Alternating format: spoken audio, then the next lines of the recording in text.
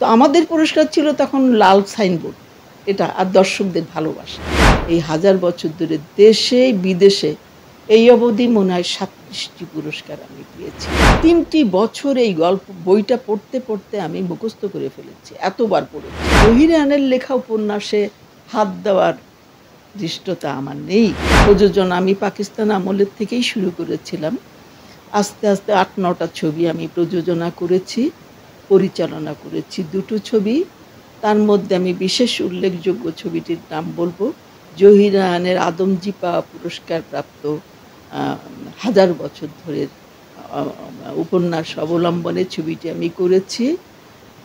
এবং সেটা করে আমি হয়তো আমি আর্থিকভাবে লাভবান হইনি, তবে আমি মনের দিক থেকে এবং পুরস্কারের দিক থেকে যে ক্ষোভটা আমার দুঃখটা ছিল যে সবাই পুরস্কার পায়, আমরা তো পেলাম না, আমাদের সময় কেন পুরস্কার দেওয়া হতো না। তো আমাদের পুরস্কার ছিল তখন লাল সাইনবোর্ড এটা আর দর্শকদের ভালোবাসা। তো আমি এত পুরস্কার পেয়েছি একটি ছবিতে বানিয়ে এই হাজার বছর ধরে দেশে বিদেশে এই অবধি মনে হয় ৩৭টি পুরস্কার আমি পেয়েছি। ২৫০টিরও বেশি ডিজাইন অপশন নিয়ে ওয়ালটন স্মার্ট ফ্রিজ, বোঝে আপনার প্রয়োজন। ন্যাশনাল অ্যাওয়ার্ড পেয়েছি, আমার এই ছবিটি ৬টি পুরস্কার পেয়েছি। Best director, best picture, best কাহিনী আর অন্যান্য অঙ্গনে মানে অন্যান্য সবাই পেয়েছি। Music director, cameraman, set director. একটা চলচ্চিত্রে ৬টা পুরস্কার। আমার আর কোনো ক্ষোভ নাই, কোনো দুঃখ নাই, আমার মন এখন ভরে গেছে। জহির রায়হান সম্পর্কে শোনেন, জহির রায়হান সম্পর্কে তো বিশাল ব্যাপার। তার লেখনী, তার আমি নিজে একজন পাঠক হিসেবে তার লেখা আমার ব্যক্তিগতভাবে ভীষণ পছন্দ। আমার আর একটি গল্প আমার খুব পছন্দ, বরফ গলা নদী। তো সেটা আমার করার খুব ইচ্ছা অনেক দিন থেকেই আছে। আমি জানি না আমি করতে পারবো কিনা, করে যেতে পারবো কিনা। তো আমি যেটা বলতে চাই যে দেখেন, ওনার এই যে উপন্যাসটা হাজার বছর ধরে, আমি কিন্তু একদিনে ছবিটি করিনি। আমি ৩টি বছর এই বইটা পড়তে, পড়তে আমি মুখস্থ করে ফেলেছি। এতবার পড়েছি। এবং তার যে চিন্তা, তার যে লোকেশনের যে বর্ণনা, তার যে শিল্পী, নায়িকার যে বর্ণনা, নায়িকার চেহারাটা কেমন হবে, সমস্ত কিছু কিন্তু বইয়ের মধ্যে আছে। আমি তার বাইরে আমি একটুও যাইনি। কারণ আমি জানি এটা একটা পাঠ্য বই ছিল, ক্লাস 9-10-এর। পরবর্তীকালে হঠাৎ করে কি করে গায়েব হয়ে গেল বইটা পাঠ্যপুস্তক থেকে জানি না।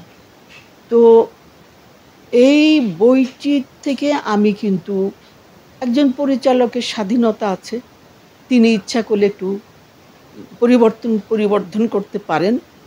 আমি কিন্তু তেমনভাবে করিনি, কারণ আমি জানতাম যে এটা একটা পাঠ্য বই এবং জহির রায়হানের লেখা উপন্যাসে হাত দেওয়ার ধৃষ্টতা আমার নেই, ছিল না।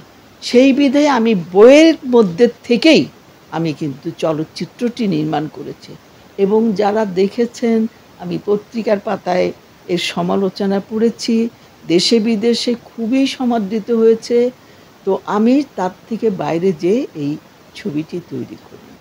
একটা ছবি নির্মাণের পিছনে কিন্তু অনেক ঘটনা থাকে, ভালো কিছু থাকে, কষ্ট থাকে, বেদনারও থাকে। আমি সেগুলো কিন্তু ফেস করেছি। করে আমি কিন্তু আমার নিজের মনোবল, আমার নিজের যে চিন্তা চেতনা নিয়ে আমি কিন্তু ছবিটা করেছি। রিয়াজ একমাত্র শিল্পী, সে আমার আত্মীয়, কিন্তু তাছাড়াও সে কিন্তু আমার এই ছবি, অনুদানের ছবি, তখন অনুদান খুবই কম, 15-16 লাখ টাকা। এটা দিয়ে ছবি তো করা দূরে থাক, কিছুই হয় না, শিল্পীদের পারিশ্রমিকই দেওয়া যায় না। তো উনি কিন্তু ১ টাকার বিনিময়ে আমার ছবিটি কাজ করছে। আমি বলিনি, ও নিজের থেকেই বলেছে। আর সবাই কিন্তু যার যার পাওনা পুরোপুরি নিয়েছে। আমি কাউকে অনুরোধ করিনি, কেউ আমাকে কোনো পয়সাও ছাড়ও দেয়নি। তো সেইভাবে আমাকে অনেক কষ্ট করে ছবিটি করতে হয়েছে। আমার কাছে তো, আমি তো যখন নায়িকা ছিলাম, প্রযোজক ছিলাম, সেই সব দিন কখনো ভাবিনি যে আমি পয়সা জমাবো বা অন্য কিছু করবো, বাড়ি করব, ঘর করব, জমি কিনবো। আমার কিন্তু কিছু নেই। আমার আছে ছোট্ট একটি ফ্ল্যাট, খুব ছোট একটি ফ্ল্যাট। আমার জীবন আমি করতে পেরেছি, আর কিছু করতে পারিনি। আর জহিরান তো কাজ পাগল মানুষ ছিল, সে কিন্তু কিচ্ছু করে যায়নি সন্তানদের জন্য। আমাকে অনেক জহিরানকে হারাবার পরে, আপনজনদের হারাবার পরে যে কষ্ট, এখনও যারা আন্দোলনের সঙ্গে জড়িত তাদের যে কষ্ট, তাদের যে ত্যাগ, তাদের যে তিতিক্ষা, এগুলো সত্যি বর্ণনা, এগুলো আমি কিছুটা অনুভব করি। আপনজন, প্রিয়জন, স্বজনদের, আমি অনেক আমার আত্মীয় স্বজনকে আমি হারিয়েছি। তো সেই কষ্টটা আমি উপলব্ধি করতে পারি, আমি অনুভব করি।